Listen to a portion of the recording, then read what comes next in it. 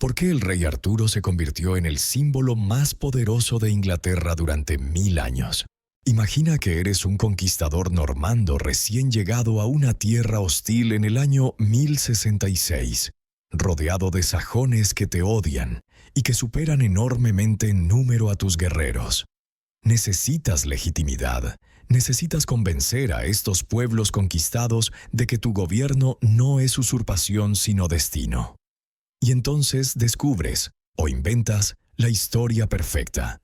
Un rey antiguo, glorioso, británico hasta la médula, cuya sangre fluye en tus venas o cuya bendición has recibido de manera misteriosa. Un rey llamado Arturo. Esta noche vas a descubrir una de las manipulaciones políticas más largas y exitosas de la historia europea.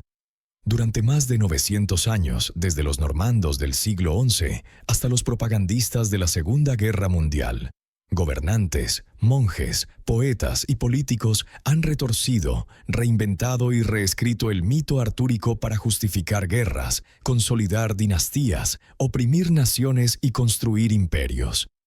La historia épica que estás a punto de escuchar no es sobre un rey de la Edad Oscura defendiendo Bretaña de los sajones. Es sobre cómo los poderosos convirtieron esa leyenda nebulosa en la herramienta de propaganda más versátil jamás creada.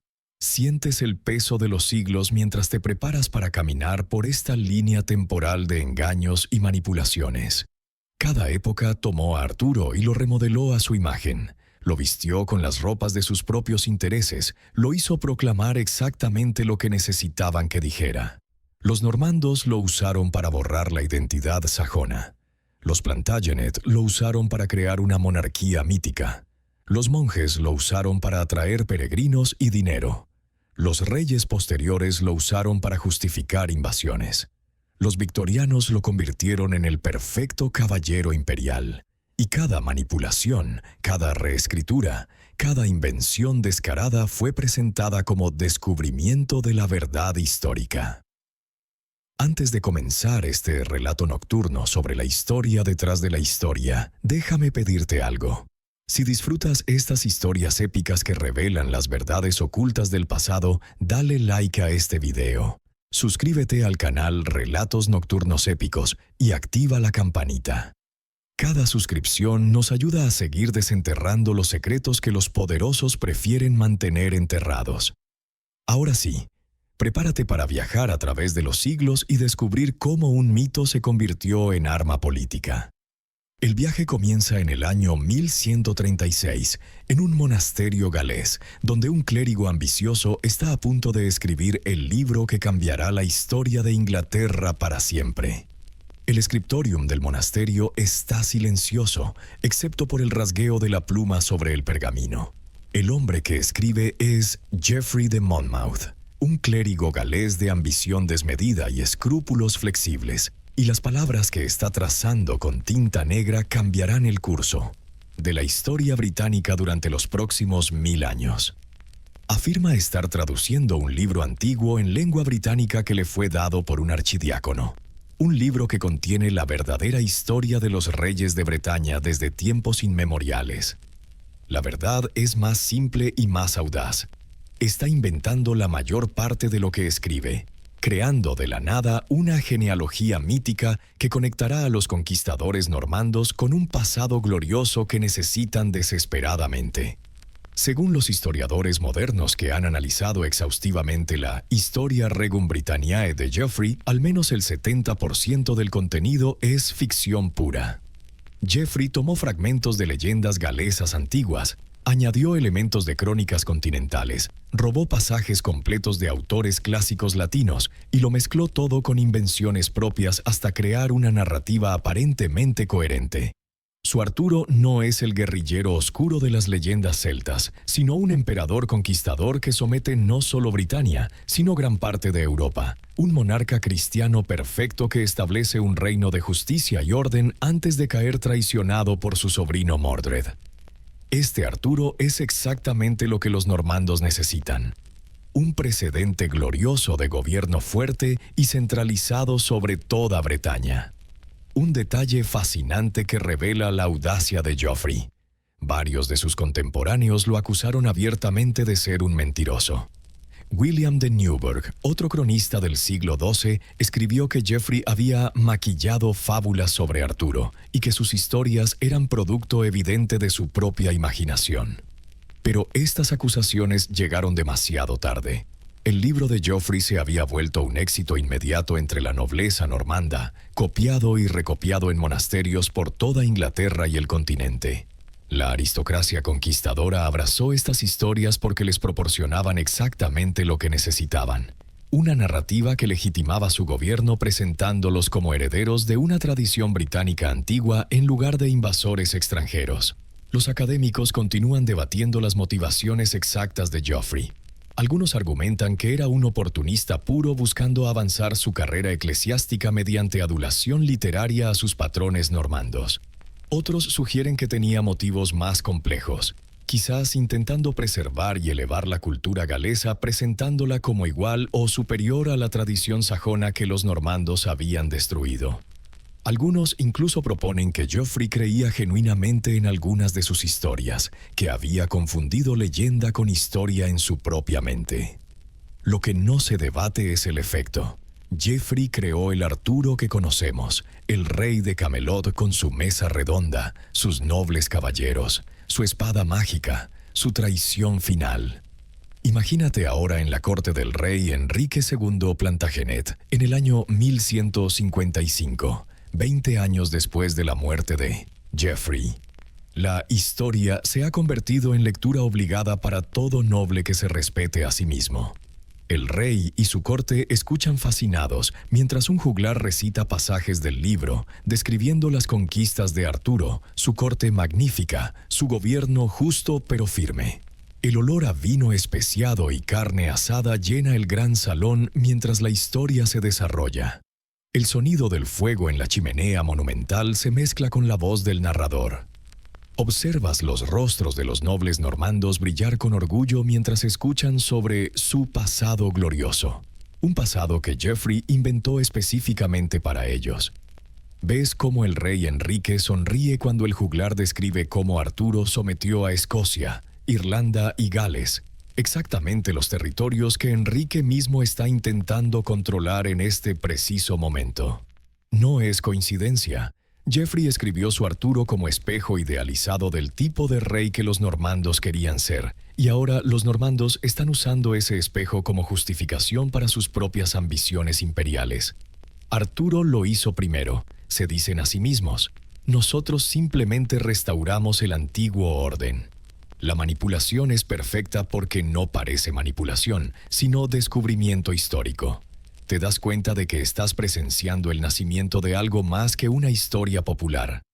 Estás viendo cómo un mito fabricado se convierte en verdad política, cómo una invención literaria se transforma en herramienta de poder.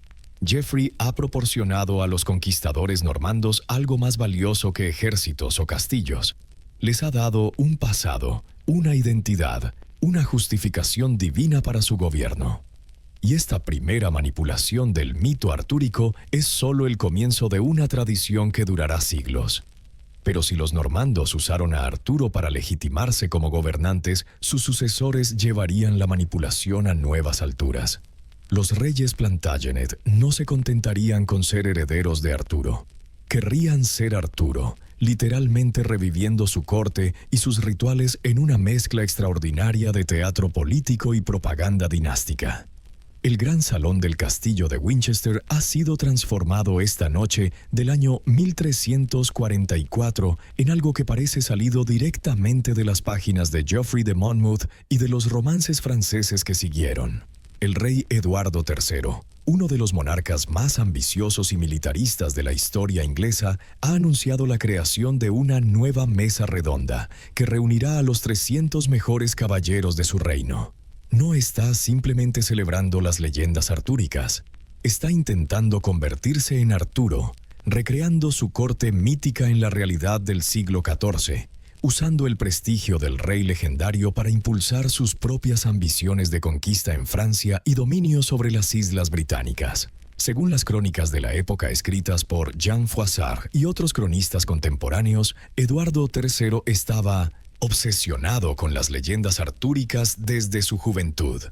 Organizaba torneos donde los caballeros adoptaban identidades artúricas, usaba imaginería de la mesa redonda en sus sellos y banners y constantemente se comparaba a sí mismo con el rey legendario.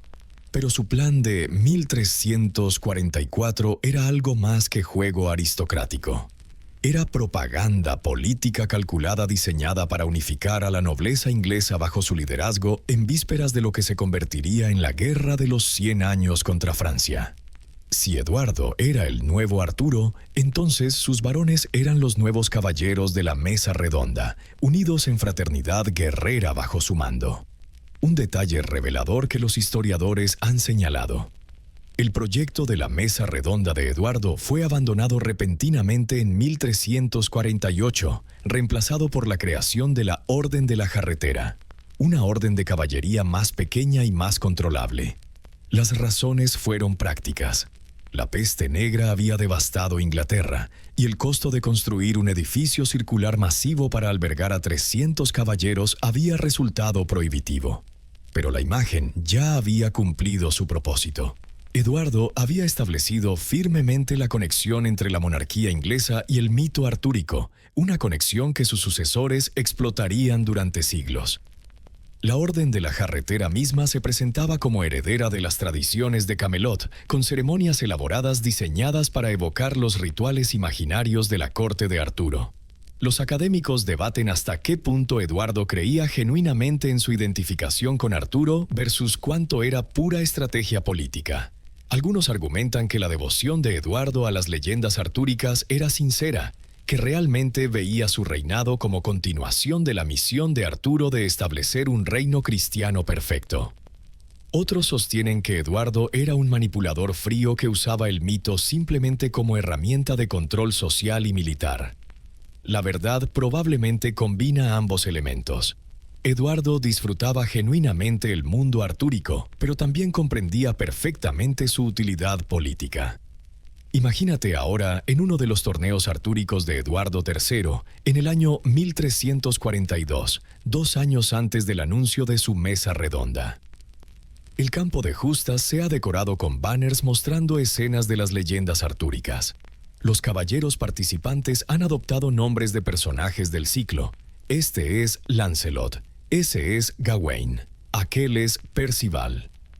El olor a hierba aplastada por cascos de caballos se mezcla con el aroma de comida asándose para el banquete que seguirá.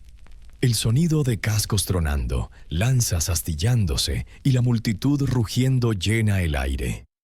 Observas al rey Eduardo presidiendo el espectáculo desde una plataforma elevada, vestido con ropas que deliberadamente evocan las descripciones literarias de Arturo. Su corona está diseñada para parecer más antigua y británica de lo que realmente es, conectándolo visualmente con el pasado mítico que afirma heredar. Cuando los caballeros juran lealtad al final del día, no simplemente juran a Eduardo Plantagenet, rey de Inglaterra. Juran al nuevo Arturo, al restaurador de la grandeza británica, al líder que los llevará a victorias que igualarán las conquistas legendarias de su héroe mítico. ¿Ves cómo la multitud absorbe este teatro? Cómo los nobles y plebeyos por igual suspenden su incredulidad y permiten que la fantasía se convierta en realidad política. Este es el poder del mito artúrico en acción. No importa que Arturo probablemente nunca existió. No importa que Geoffrey de Monmouth inventó la mayor parte de las historias. Lo que importa es que todos han acordado actuar como si fueran verdad, porque esta ficción compartida proporciona identidad, propósito y justificación para las ambiciones reales de Eduardo. Comprendes que Eduardo III ha llevado la manipulación artúrica a un nuevo nivel. Ya no es suficiente afirmar descender de Arturo o heredar su reino. Eduardo quiere ser Arturo, vivir dentro del mito, hacer que el mito y la realidad política se fusionen hasta volverse indistinguibles. Y esta fusión funcionará brillantemente, proporcionándole la base ideológica para una guerra contra Francia que durará más de un siglo y que se justificará parcialmente mediante referencias al imperio europeo que Arturo supuestamente estableció. Pero mientras los reyes usaban a Arturo para sus ambiciones imperiales, otros actores más humildes descubrieron que el rey legendario podía ser igualmente útil para propósitos más mundanos. Los monjes de Glastonbury estaban a punto de perpetrar uno de los fraudes arqueológicos más exitosos de la historia. Un fraude que no solo les traería riqueza, sino que cambiaría fundamentalmente el mito artúrico para siempre. El año es 1191 y la abadía de Glastonbury enfrenta una crisis financiera desesperada. Un incendio devastador en 1184 destruyó gran parte del complejo monástico, y las donaciones de los fieles no son suficientes para financiar la reconstrucción necesaria. Los monjes necesitan algo espectacular, algo que atraiga peregrinos de toda Europa y con ellos el dinero que traen. Y entonces, convenientemente, uno de los monjes afirma haber tenido una visión. El mismísimo rey Arturo y su reina Ginebra están enterrados en el cementerio de la abadía. Todo lo que necesitan hacer es excavar en el lugar correcto y encontrar los restos que probarán que Glastonbury es el mítico Avalon, el lugar del descanso final de Arturo. Según las crónicas escritas por Giraldus Cambrensis, quien visitó Glastonbury poco después del descubrimiento, los monjes excavaron en el lugar indicado y encontraron, a una profundidad de más de 2 metros, un ataúd de roble que contenía los huesos de un hombre extraordinariamente grande y una mujer junto con una cruz de plomo inscrita en latín. Aquí yace el famoso rey Arturo enterrado en la isla de Avalon. El descubrimiento causó sensación inmediata. Peregrinos comenzaron a llegar en masa, trayendo donaciones que salvaron a la abadía de la ruina financiera. Los huesos fueron exhibidos públicamente, tocados por los fieles, convertidos en reliquias de un santo secular. El fraude había funcionado perfectamente. Un detalle que revela la naturaleza del engaño. Ningún arqueólogo moderno que ha estudiado la evidencia cree que los huesos eran genuinos. La cruz de plomo que supuestamente probaba la identidad de los restos desapareció siglos después, pero fue descrita y dibujada por anticuarios, quienes notaron que el estilo de escritura era claramente del siglo XII, no del siglo VI, cuando Arturo supuestamente vivió. El latín usado en la inscripción era del tipo que se enseñaba en escuelas monásticas del siglo XII. Todo apunta a que los monjes fabricaron la cruz. Seleccionaron huesos de su extenso cementerio y los plantaron en el lugar donde luego milagrosamente los descubrieron. Fue un fraude deliberado y exitoso que cambió el mito artúrico fundamentalmente. Los académicos señalan que el fraude de Glastonbury tuvo consecuencias que los monjes probablemente no anticiparon completamente.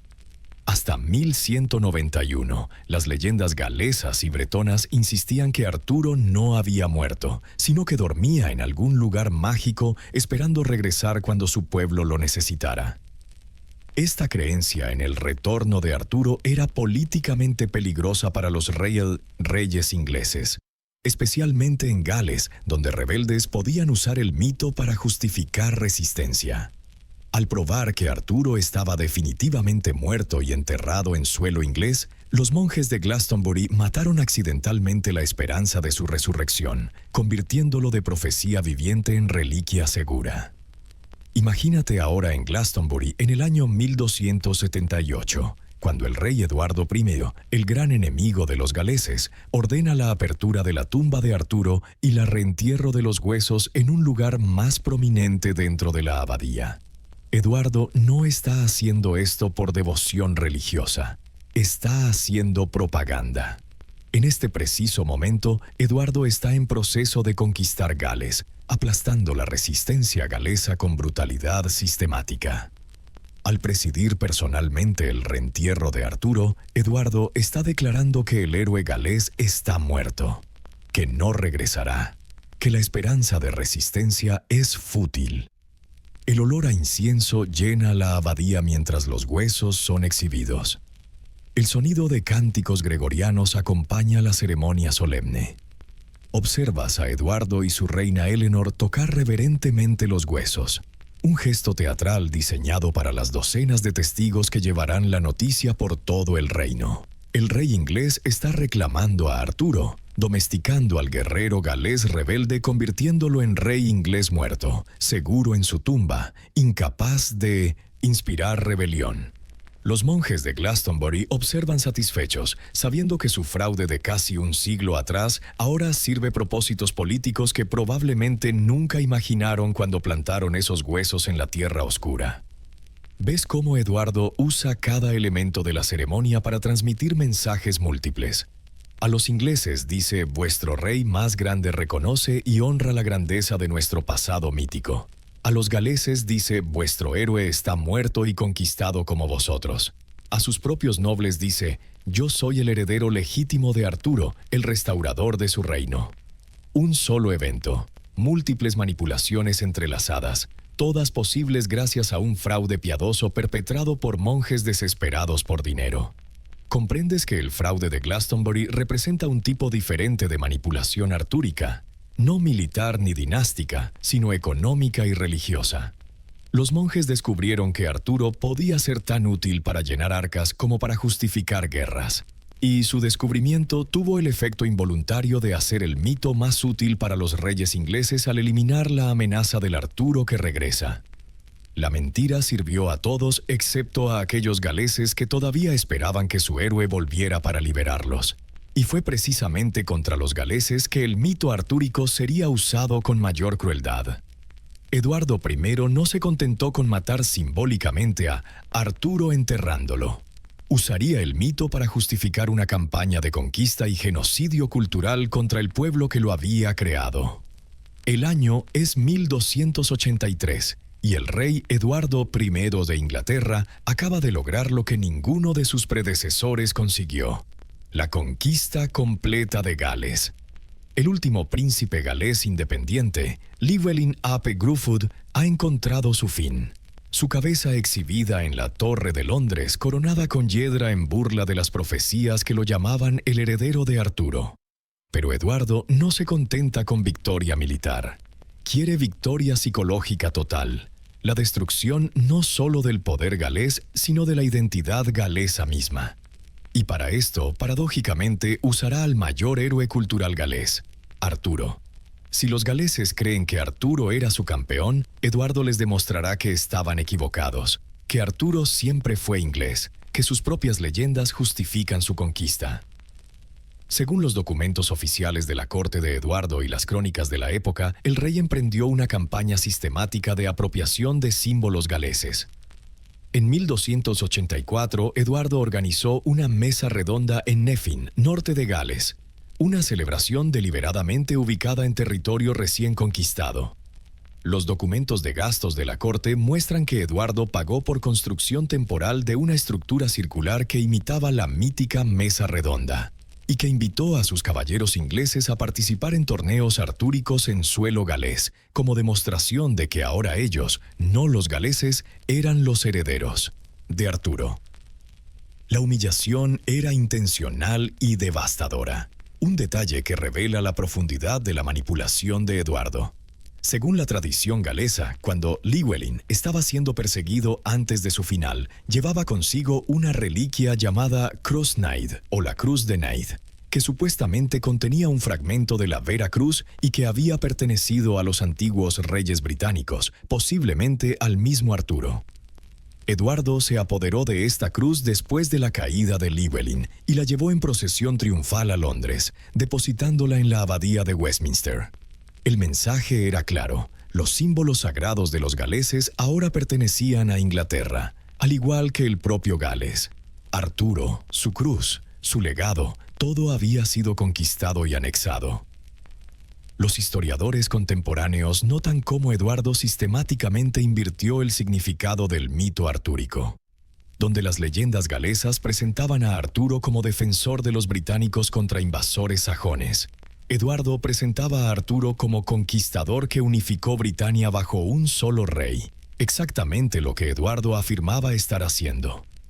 Donde los galeses esperaban que Arturo regresara para liberarlos, Eduardo exhibió su tumba en Glastonbury como prueba de que nunca regresaría.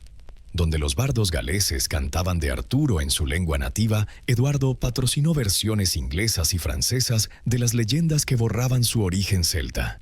Imagínate ahora en el castillo de Caernarfon, en 1284, donde Eduardo está celebrando el nacimiento de su hijo, el futuro Eduardo II. El rey ha construido este castillo deliberadamente para evocar arquitectura imperial romana, conectando su conquista de Gales con las conquistas de Roma. Pero también ha incorporado simbolismo artúrico por todas partes. El olor a mortero fresco se mezcla con el de celebración. El sonido de construcción continua resuena por los muros mientras albañiles trabajan día y noche para completar este monumento a la conquista inglesa. Observas a Eduardo presentar a su hijo recién nacido a los nobles galeses sometidos, proclamándolos su príncipe nacido en Gales, en una ceremonia que mezcla generosidad aparente con humillación calculada. El bebé no habla galés, no conoce las costumbres galesas, es el hijo del conquistador. Pero Eduardo ha envuelto esta imposición en el lenguaje del respeto por la tradición galesa, alegando que está cumpliendo profecías antiguas, que este bebé inglés es de alguna manera el cumplimiento de las esperanzas artúricas galesas. ¿Ves cómo los nobles galeses, derrotados y sin opciones, deben jurar lealtad a este símbolo viviente de su derrota? Algunos quizás realmente creen la propaganda de Eduardo, convencidos de que la conquista inglesa es de alguna manera el cumplimiento del destino de Arturo.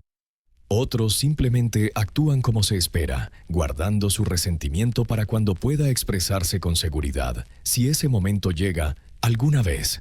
La manipulación es perfecta porque ofrece a los conquistados una narrativa que hace su derrota parecer inevitable, incluso ordenada divinamente. Te das cuenta de que Eduardo ha logrado una victoria más completa que la simple conquista militar. Ha robado al pueblo galés su propio mito. Lo ha retorcido hasta convertirlo en justificación de su opresión, y lo ha hecho de manera tan exitosa que todavía hoy muchos asumen que Arturo era un rey inglés, a pesar de que Inglaterra no existía cuando él supuestamente vivió. Esta es manipulación cultural en su forma más efectiva. No simplemente suprimir la cultura del conquistado, sino robarla y reclamarla como propia. Pero si Eduardo usó a Arturo para conquistar Gales, sus descendientes descubrirían que el mito tenía usos aún más ambiciosos. Cuando una nueva dinastía, los Tudor, llegó al poder en 1485, usarían a Arturo de manera más audaz que ningún gobernante anterior, afirmando ser literalmente su regreso, el cumplimiento de las antiguas profecías que Eduardo había intentado enterrar. El campo de batalla de Bosworth está cubierto de cadáveres en este agosto de 1185. El rey Ricardo III yace entre los caídos, su corona encontrada bajo un arbusto espinoso. El hombre que la recoge es Enrique Tudor, un pretendiente galés con un reclamo dudoso al trono inglés, pero con algo más valioso: una narrativa mítica perfectamente construida. Durante años de exilio, Enrique y sus partidarios han propagado la historia de que él es el cumplimiento de las profecías galesas, el heredero de Arturo, el líder que finalmente restaurará a los británicos, es decir, los galeses, a su lugar legítimo como gobernantes de la isla. Es propaganda brillante y está a punto de convertirse en historia oficial. Según las crónicas de los primeros años del reinado de Enrique VII y los documentos de su corte cuidadosamente preservados, el nuevo rey inmediatamente comenzó a tejer simbolismo artúrico en cada aspecto de su gobierno. Su banner personal en Bosworth había incluido el dragón rojo galés, supuestamente el símbolo de los antiguos reyes británicos, incluyendo a Arturo. Nombró a su hijo primogénito Arturo, un nombre que no había sido usado por la realeza inglesa en siglos, declarando explícitamente que esto marcaba el regreso del rey una vez y futuro. Patrocinó genealogías elaboradas que lo conectaban con los antiguos reyes británicos a través de líneas de descendencia que los historiadores modernos reconocen como mayormente ficticias. Un detalle revelador sobre la manipulación de Enrique. Su reclamo al trono inglés era débil en términos de sucesión directa. Venía por línea materna de Juan de Gante, y esa línea había sido explícitamente excluida de la sucesión. Su reclamo por línea paterna era aún más tenue. Pero al envolverse en el mito artúrico, Enrique trascendía estos problemas legales. no reclamaba el trono por derecho de sucesión ordinaria, sino por destino profético, como restaurador de una línea real mucho más antigua que los meros Plantagenet. Era un movimiento audaz de rebranding político que convertía debilidad legal en fortaleza mítica. Los académicos han señalado la ironía de que Enrique usara precisamente el mito que Eduardo I había intentado suprimir 2 siglos antes. Donde Eduardo había proclamado a Arturo muerto y enterrado, Enrique proclamaba su retorno. Pero había una diferencia crucial. Eduardo era inglés usando a Arturo para conquistar Gales. Enrique era galés usando a Arturo para conquistar Inglaterra. La apropiación había sido apropiada nuevamente. El mito circulando de regreso a algo más cercano a sus orígenes celtas, aunque ahora al servicio del poder monárquico central en lugar de resistencia regional. Imagínate ahora en la ceremonia de bautizo del príncipe Arturo Tudor en 1486, apenas meses después de Bosworth. La capilla está decorada con imaginería artúrica por todas partes. El olor a incienso y cera de velas llena el espacio sagrado. El sonido de coros cantando himnos especialmente compuestos que comparan al bebé con su homónimo legendario resuena contra las paredes de piedra. Observas a Enrique VII sostener a su hijo, sus ojos brillando no solo con orgullo paternal, sino con triunfo político. Escuchas al predicador declarar que este nacimiento marca una nueva era, que las profecías antiguas finalmente se cumplen, que el rey Arturo ha regresado en la forma de este infante. Los nobles presentes, muchos de ellos recientes enemigos que han jurado lealtad al nuevo rey para salvar sus tierras y vidas, asienten solemnemente. Algunos quizás creen sinceramente la propaganda, otros simplemente reconocen una narrativa políticamente útil cuando la ven. El bebé, inconsciente de su papel en este teatro político, llora mientras el agua bendita toca su frente. Ves cómo Enrique ha transformado un problema político, su débil reclamo dinástico, en una fortaleza ideológica mediante el uso hábil del mito artúrico. No importa que su genealogía sea cuestionable si es el elegido de la profecía. No importa que haya ganado el trono por conquista militar si esa conquista era el destino ordenado ancestralmente. El mito le proporciona legitimidad que ningún documento legal podría igualar. Pero entonces ocurre la tragedia que arruina esta narrativa cuidadosamente construida. En 1502, el príncipe Arturo, heredero del trono y supuesta encarnación del rey legendario, fallece repentinamente a los 15 años, antes de poder heredar. El regreso de Arturo que Enrique había proclamado resulta ser otro final prematuro, otra promesa incumplida. El rey once and future nuevamente se convierte en el rey que nunca será. La propaganda artúrica de Enrique colapsa, reemplazada por la sucesión de su hijo Enrique VIII, quien abandonaría en gran medida el simbolismo artúrico de su padre. Comprendes que el intento de Enrique VII de literalmente revivir a Arturo representa quizás la manipulación más audaz del mito hasta este punto. No se contentó con afirmar descender de Arturo o heredar su reino. Afirmó ser su regreso, convertir profecía en realidad presente. Que la realidad se negara a cooperar mediante el fallecimiento del príncipe Arturo es una de esas ironías históricas que sugieren los límites del poder del mito frente a la mortalidad humana. Pero si los Tudor abandonaron eventualmente el simbolismo artúrico, otros lo recogerían siglos después. Los victorianos del siglo XIX reinventarían completamente a Arturo una vez más, transformándolo de rey guerrero medieval en el caballero perfecto de su propia era de imperio y moralidad burguesa. La Gran Bretaña, de 1850, domina un cuarto del mundo, pero su élite cultural se siente incómoda con su propia brutalidad imperial. Necesitan creer que su vasto imperio es fuerza civilizadora, que su dominación global es benevolente, que sus soldados y administradores son nobles caballeros llevando luz a pueblos oscurecidos. Y entonces redescubren a Arturo, pero no el Arturo guerrero de Geoffrey de Monmouth ni el Arturo político de los Plantagenet. Este es un Arturo nuevo, un rey perfecto que gobierna por virtud moral, cuyos caballeros son modelos de cortesía y honor, cuya corte es paraíso de justicia y orden. Este Arturo victoriano es la justificación perfecta para el Imperio británico. Según los historiadores literarios que han estudiado la explosión de literatura artúrica victoriana, el siglo XIX vio más obras sobre Arturo publicadas que cualquier siglo anterior, incluyendo el medieval. Alfred Lord Tennyson, el poeta laureado de la reina Victoria, dedicó años a escribir Idilios del Rey, un ciclo de poemas que presentaba a Arturo como el monarca ideal. Casto, noble, devoto, dedicado a erradicar el mal y establecer orden civilizado. Los pintores prerrafaelitas como Edward Burne-Jones crearon imágenes de Camelot como reino de belleza etérea y moral perfecta. Los novelistas transformaron las historias de adulterio, traición y violencia de las leyendas medievales en parábolas sobre el triunfo y la tragedia de la civilización luchando contra la barbarie. Un detalle revelador sobre la manipulación victoriana. El Arturo que crearon era precisamente el tipo de rey que los victorianos deseaban que sus propios monarcas fueran, y que querían creer que ellos mismos eran como imperio.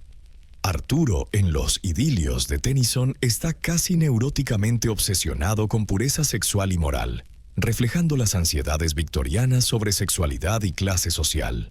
Sus caballeros hablan y actúan como caballeros victorianos, con sus códigos de comportamiento en clubes de Londres más que en cortes medievales.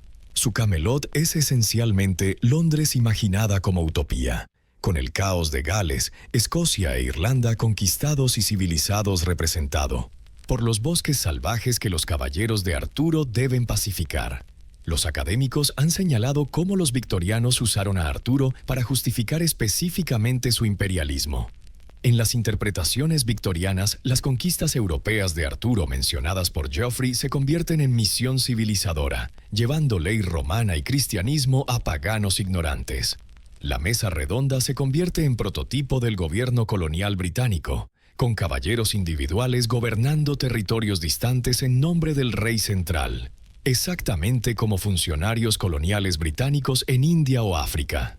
La tragedia final de Arturo se explica no por sus propios fallos, sino por el fracaso de otros en mantener sus estándares imposiblemente altos. Una narrativa conveniente para explicar los ocasionales desastres del imperio sin cuestionar el proyecto imperial mismo. Imagínate ahora en la inauguración de la Sala Artúrica del Palacio de Westminster, el edificio del Parlamento británico, en 1847. Los frescos recién terminados por William Dyce cubren las paredes, mostrando escenas de la vida de Arturo, su coronación, la fundación de la mesa redonda, la búsqueda del grial. El olor a pintura fresca se mezcla con el de madera pulida y piedra recién tallada. El sonido de dignatarios conversando en voz baja llena el espacio ceremonial. Observas a miembros del Parlamento, los hombres que gobiernan el imperio más grande del mundo, contemplando estas imágenes de su supuesto predecesor mítico. Escuchas discursos que explícitamente conectan el imperio de Arturo con el imperio británico, que presentan a los parlamentarios como herederos de los caballeros de la mesa redonda, que describen la misión británica en India o África como continuación de la misión civilizadora de Arturo.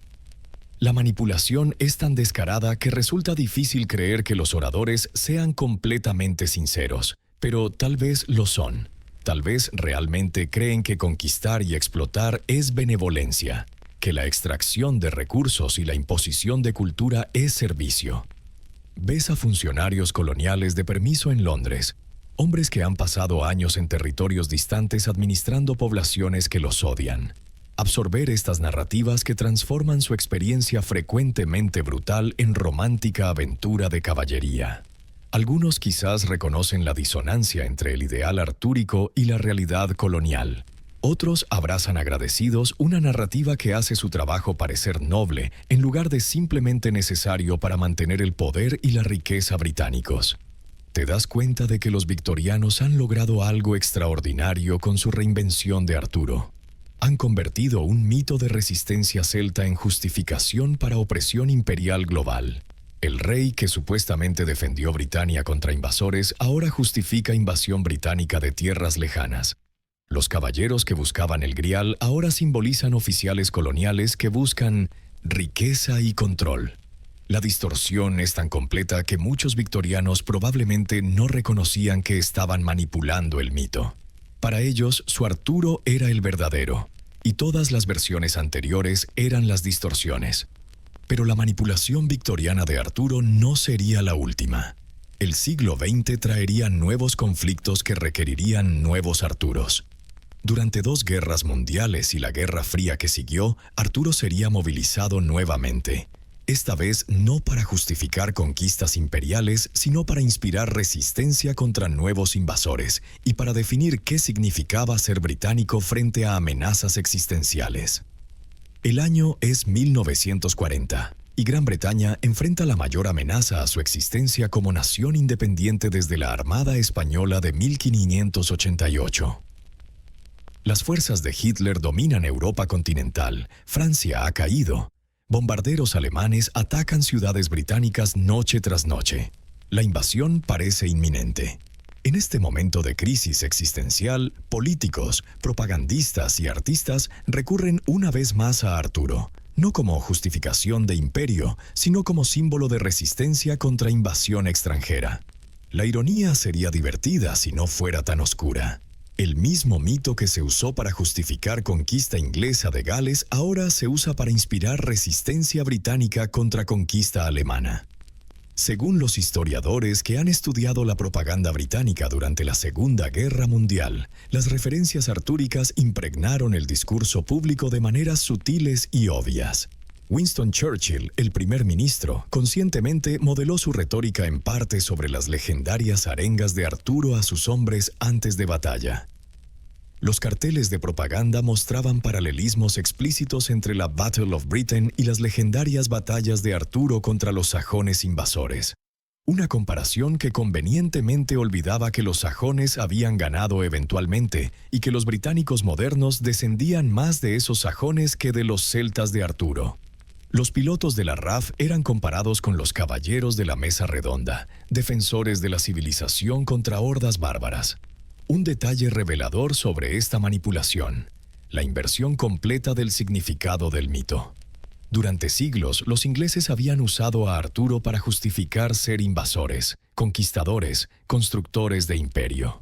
Ahora, enfrentando amenaza de invasión ellos mismos, redescubrieron a Arturo como símbolo de resistencia indígena contra agresión extranjera, que había sido su significado original en las leyendas galesas antes de que Geoffrey de Monmouth y sus sucesores lo transformaran. Los británicos de 1940 no reconocían la ironía. Para ellos, Arturo había sido siempre británico en el sentido moderno, y siempre había representado los valores que ahora defendían contra Hitler. Los académicos han notado cómo el Arturo de la Segunda Guerra Mundial era diferente tanto del Arturo imperial, victoriano, como del Arturo dinástico medieval. Este Arturo era democrático, un líder que ganaba lealtad por mérito, no por nacimiento, cuya mesa redonda representaba igualdad entre combatientes unidos contra enemigo común. Este Arturo luchaba no por conquista, sino por supervivencia, no por gloria, sino por preservar forma de vida. Era el Arturo que Gran Bretaña necesitaba en 1940, así como el Arturo imperial había sido el que necesitaban en 1850, así como el Arturo dinástico había sido el que necesitaban en 1150. Imagínate ahora en un refugio antiaéreo en Londres durante el Blitz de 1940. Las bombas alemanas caen sobre la ciudad, sacudiendo el suelo sobre tu cabeza. El olor a polvo y miedo llena el espacio abarrotado. El sonido de explosiones distantes se mezcla con rezos murmurados y llantos infantiles contenidos. En la pared alguien ha colgado un cartel mostrando a un guerrero medieval alzando espada contra invasores, con las palabras «Arturo resistió, nosotros resistiremos» impresas debajo. Observas a las personas a tu alrededor encontrar consuelo en esta referencia a un pasado mítico, en la implicación de que su resistencia actual es continuación de una lucha ancestral contra invasores que siempre han amenazado estas islas. Una mujer mayor murmura para sí misma sobre cómo Arturo siempre regresa cuando Inglaterra lo necesita, mezclando la vieja profecía del retorno con la crisis presente. Un hombre joven en uniforme de la RAF, esperando regresar a su escuadrón cuando pase el ataque, contempla el cartel con expresión que mezcla escepticismo y hambre de algo en qué creer. Escuchas fragmentos de conversaciones donde personas comparan a Churchill con Arturo, donde especulan que quizás el espíritu de Arturo ha regresado en forma de los pilotos que defienden el cielo, donde encuentran consuelo en la idea de que esta no es simplemente otra guerra, sino la continuación de una lucha épica que define lo que significa ser británico. La manipulación funciona porque en este momento la gente necesita desesperadamente creer que su sacrificio tiene significado mítico, no solo histórico. Te das cuenta de que el Arturo de 1940 representa otra reinvención completa del mito, otra demostración de su extraordinaria flexibilidad. Un mito que había justificado conquista ahora inspira resistencia. Un rey que había simbolizado dominación imperial ahora simboliza supervivencia nacional. Las contradicciones no importan, porque el mito nunca ha sido sobre consistencia histórica, sino sobre utilidad presente. Después de la guerra, el simbolismo artúrico disminuiría en la cultura popular británica, reemplazado por nuevas narrativas más apropiadas para la era poscolonial. Pero Arturo no desaparecería. En lugar de eso, se fragmentaría en múltiples versiones competidoras, cada una sirviendo diferentes propósitos políticos y culturales, hasta llegar al presente donde Arturo es simultáneamente símbolo nacionalista y fantasía, escapista global. En este siglo XXI, Arturo ya no pertenece a ninguna nación o agenda política específica. Se ha convertido en propiedad cultural global, con versiones americanas, francesas, alemanas, japonesas, cada una adaptando el mito a sus propias necesidades.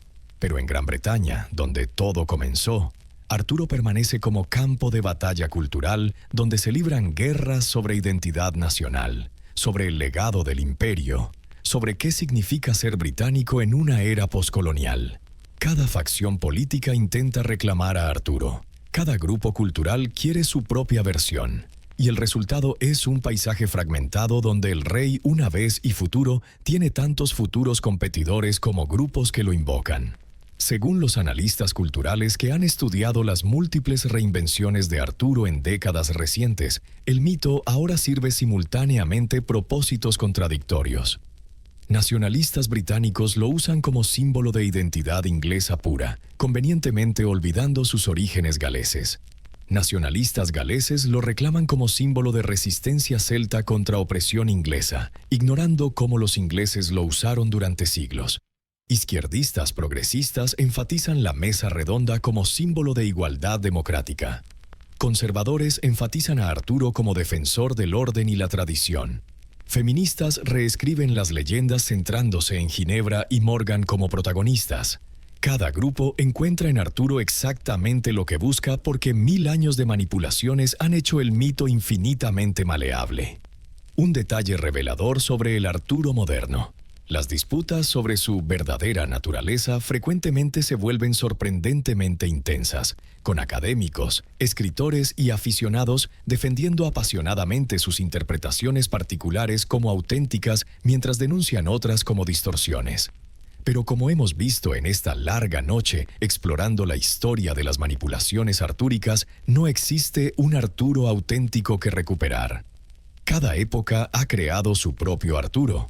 Cada manipulación ha añadido capas que no pueden pelarse para revelar algún núcleo histórico verdadero.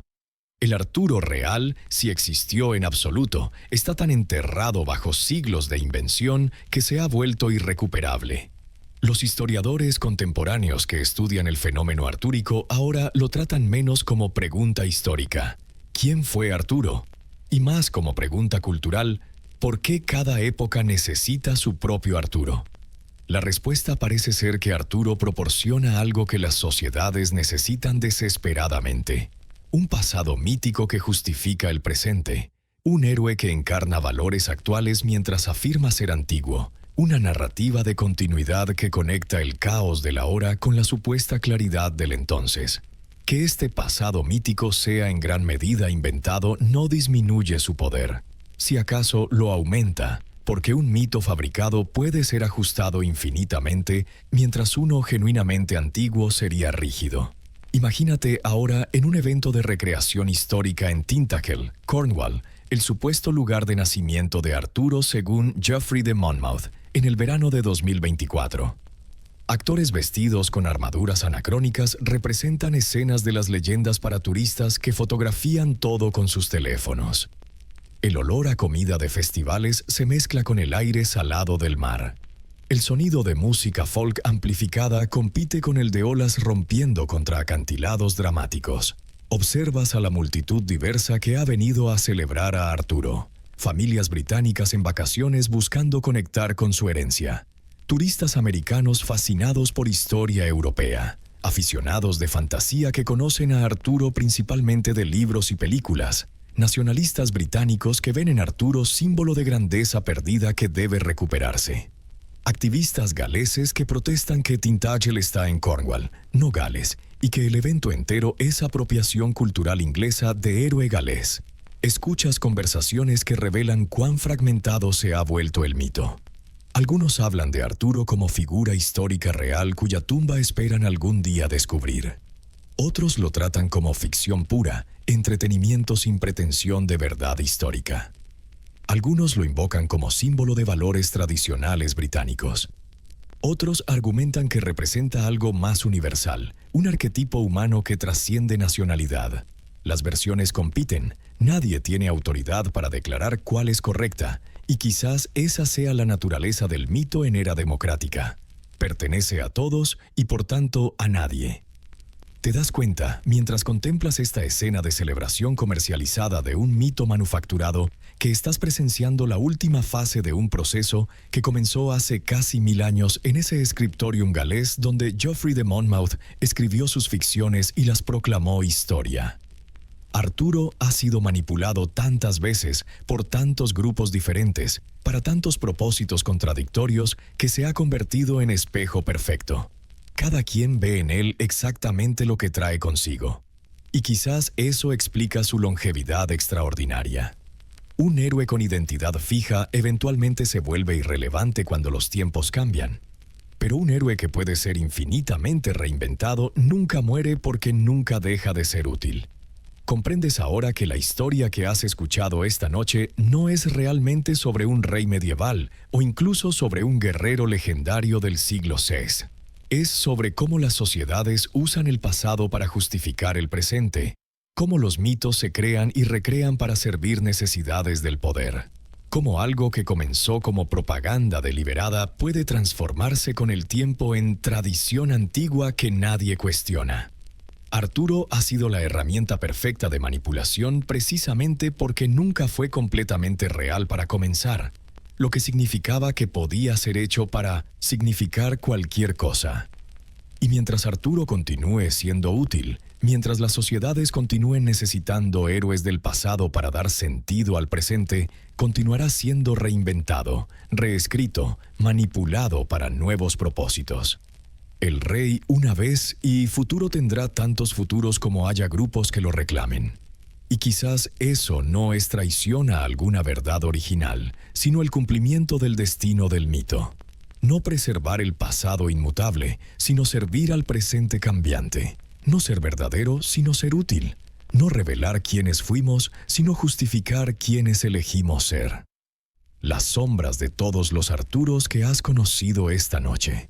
El emperador conquistador de Geoffrey.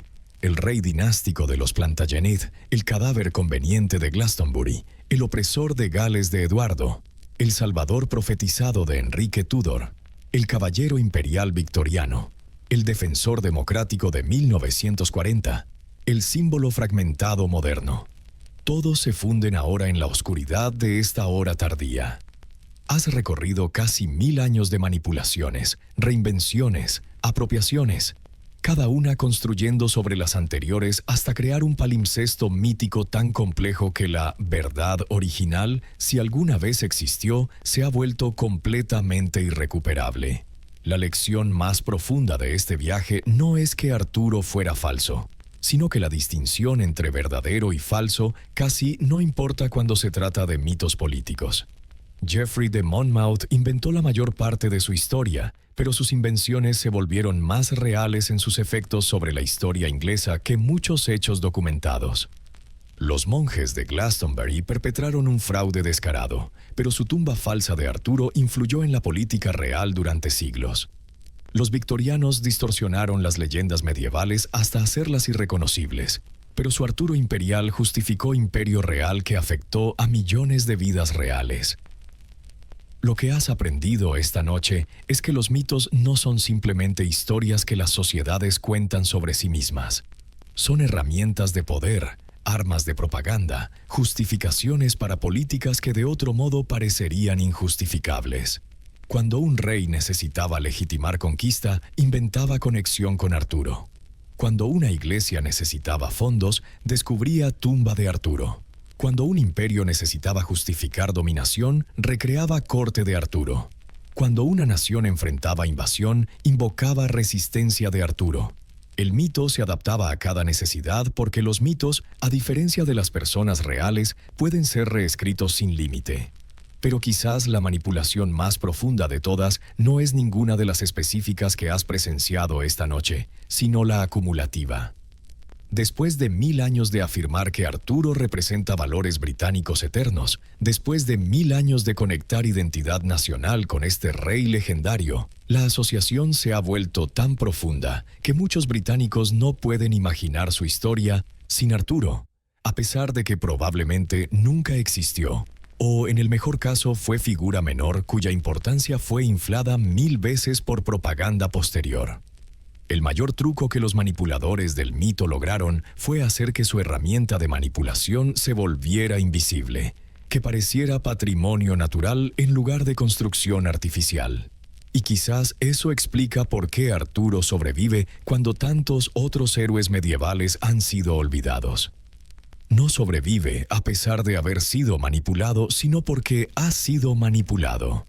Su utilidad constante para nuevos propósitos lo mantiene vivo. Un héroe histórico real eventualmente se vuelve irrelevante cuando sus circunstancias se vuelven inimaginablemente distantes.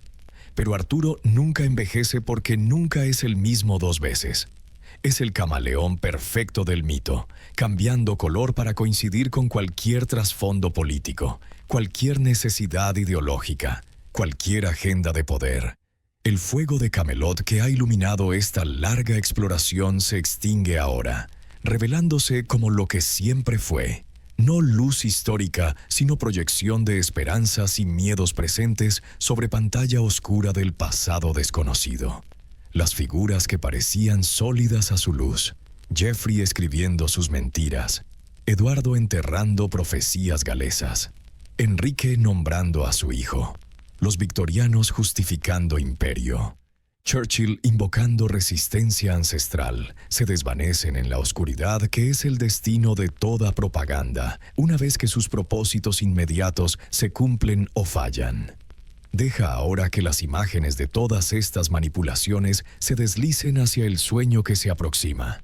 Has visto detrás de la cortina, has descubierto los mecanismos mediante los cuales el mito se convierte en historia y la historia en mito.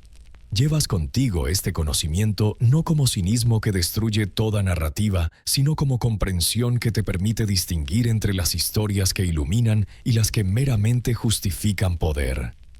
El rey una vez y futuro duerme ahora, esperando su próxima encarnación, su próxima manipulación, su próximo uso por algún grupo o nación que necesite un héroe del pasado para dar sentido a su presente.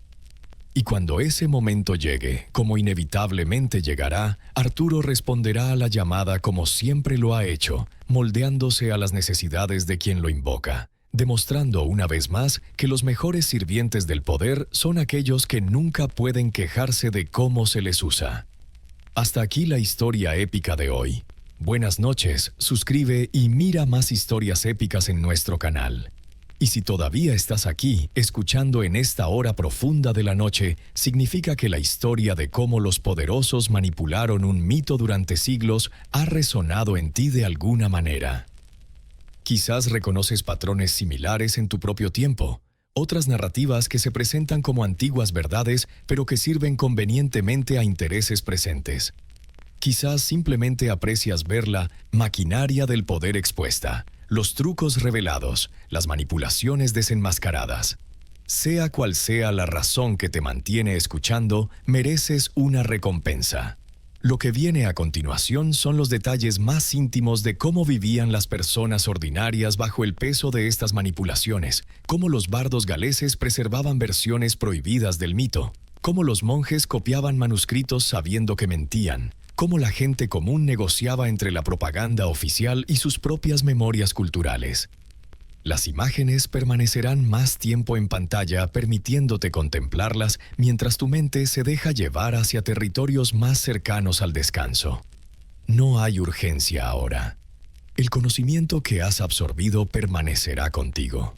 Lo que viene es simplemente el momento de reflexión después del trabajo, los detalles humanos detrás de las grandes manipulaciones políticas. Solo tú, la noche y las voces de aquellos que vivieron estas historias desde abajo en lugar de arriba. En las montañas de Gales, lejos de las cortes inglesas donde Arturo se estaba convirtiendo en justificación para conquista, bardos galeses continuaban cantando versiones más antiguas del mito. Su Arturo era diferente del de Geoffrey de Monmouth, más oscuro, más ambiguo, definitivamente galés en lugar de proto-inglés. Pero cantar estas versiones se volvía cada vez más peligroso a medida que los ingleses consolidaban su control. Imagínate en una casa de piedra en Snowdonia en el año 1290, apenas 5 años después de que Eduardo I conquistara Gales. Un bardo anciano canta para una pequeña audiencia, su voz temblando no solo con edad, sino con emoción mientras relata el Arturo de la tradición galesa. El defensor de los británicos contra invasores sajones, el héroe que supuestamente regresaría para liberar a su pueblo. El olor a turba quemándose llena el espacio. El sonido de su arpa acompaña palabras que son acto de resistencia simplemente al ser pronunciadas. Los monasterios medievales eran donde los manuscritos se copiaban, donde las historias se preservaban o se alteraban. Los monjes copistas frecuentemente sabían que estaban copiando mentiras, particularmente después de que las críticas a Geoffrey de Monmouth se hicieron comunes. Pero continuaban copiando porque sus abades lo ordenaban, porque los patronos ricos lo pagaban, porque la verdad era menos importante que la utilidad. Imagínate siendo un monje copista en el año 1200, tu pluma suspendida sobre el pergamino mientras contemplas una línea particularmente absurda de Geoffrey sobre Arturo conquistando Roma. Sabes que es mentira. Has leído las historias romanas reales y Arturo no aparece en ninguna. Pero tu abad ha ordenado copias de esta historia para vender a nobles que las quieren para sus bibliotecas. Tu mano se mueve, las letras se forman, la mentira se perpetúa. Para los niños medievales y posteriores, Arturo no era propaganda política, sino aventura pura. Las historias de caballeros, dragones, hechiceros, espadas mágicas capturaban imaginaciones jóvenes sin importar los usos políticos de los adultos. Y quizás eso explica parte de la longevidad del mito.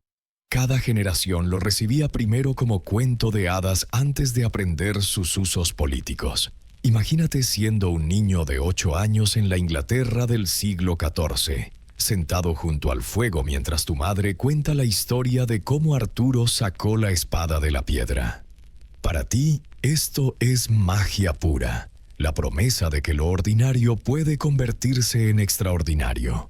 No comprendes todavía cómo esta historia justifica el gobierno de tu propio rey. Simplemente escuchas, maravillado. Los soldados que luchaban las guerras justificadas mediante referencias artúricas frecuentemente tenían relaciones complejas con el mito. Algunos creían sinceramente que luchaban en tradición de los caballeros de Arturo. Otros reconocían la propaganda, pero la encontraban útil para mantener moral.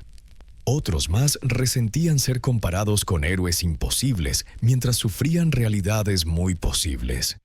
Imagínate siendo un arquero galés en el ejército de Eduardo III durante la Guerra de los 100 años, escuchando a tu rey comparar su campaña con las conquistas de Arturo. La ironía te golpea. Estás luchando para el rey inglés usando el mito de tu propio héroe galés para justificar conquista de Francia.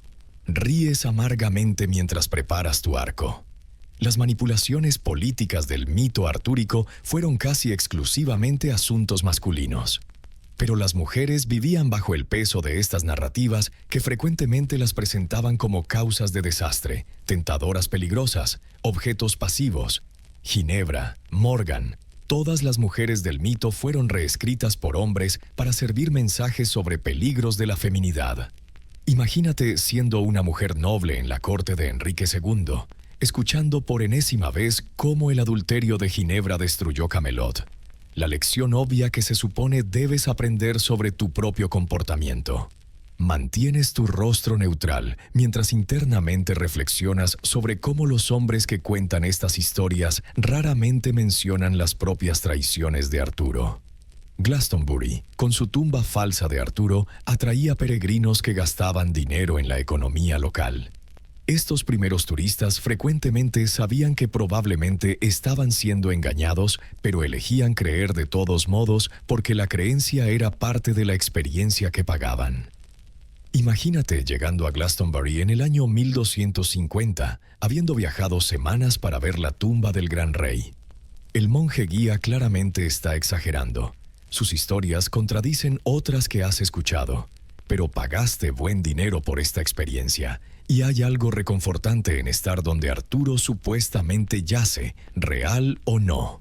Los ecos de todas estas voces, los bardos cantando resistencia, los monjes copiando mentiras, los niños escuchando aventuras, los soldados luchando guerras justificadas por mitos, las mujeres resistiendo narrativas que las condenan, los peregrinos buscando conexión con algo más grande que ellos mismos. Todos se desvanecen ahora en el silencio que precede al amanecer. Has visto esta noche no solo cómo los poderosos manipularon un mito, sino cómo las personas ordinarias vivieron bajo, resistieron, adaptaron esas manipulaciones. La historia no es solo lo que los reyes ordenaron, sino lo que la gente común hizo con esas órdenes. Cómo negociaron entre propaganda y realidad, entre mito oficial y memoria personal. El conocimiento que llevas ahora es doble. Comprendes tanto los mecanismos del poder mítico como la capacidad humana de vivir con, bajo y a veces contra esos mecanismos. Arturo ha sido manipulado durante 1000 años, pero en cada generación ha habido voces que cuestionaron, resistieron, recordaron versiones diferentes. El sueño llega finalmente, trayendo con él la suspensión temporal de todas las narrativas, oficiales y resistentes por igual. En el sueño, Arturo puede ser lo que quieras que sea, libre de las manipulaciones de los poderosos, libre incluso de la historia que has aprendido esta noche. Y cuando despiertes, llevarás contigo la capacidad de ver los mitos que te rodean no como verdades inmutables, sino como herramientas que pueden usarse para bien o mal, que deben ser cuestionadas constantemente. Las estrellas que brillaron sobre Camelot mítico brillan ahora sobre ti. Testigos mudos de todas las mentiras dichas en su nombre y todas las verdades susurradas en la oscuridad cuando los poderosos no escuchaban. Bajo esas estrellas indiferentes te deslizas finalmente hacia el descanso, conectado con todos aquellos que han tratado de encontrar verdad en el laberinto de mitos y manipulaciones. El silencio es completo. Las voces callan. Y tú, conociendo ahora lo que sabes, descansas. Hasta aquí la historia épica de hoy. Buenas noches, suscribe y mira más historias épicas en nuestro canal.